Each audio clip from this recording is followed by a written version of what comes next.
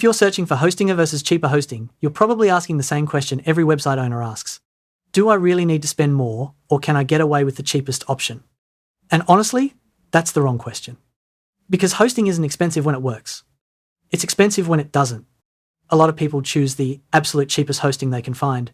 Then a few months later, they're dealing with slow loading times, website downtime, poor support, security issues, or limitations they didn't notice during sign-up. That's when cheap becomes expensive.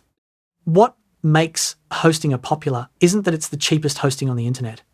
It's that it sits in a sweet spot between affordability and reliability.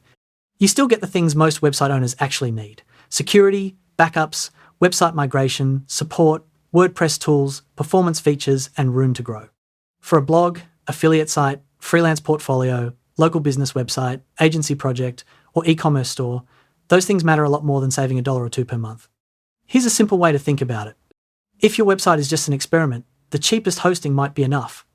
But if your website is supposed to generate traffic, leads, customers, sales, or revenue, then reliability becomes far more important than the lowest possible price.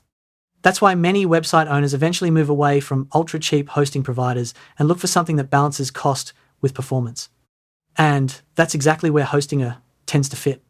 So, before searching for Hostinger versus cheaper hosting, ask yourself one question.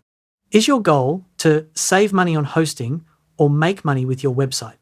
Because those are often two very different decisions. And if you enjoy finding honest hosting comparisons, software reviews, WordPress tools, SaaS deals, and online business resources, subscribe to the channel.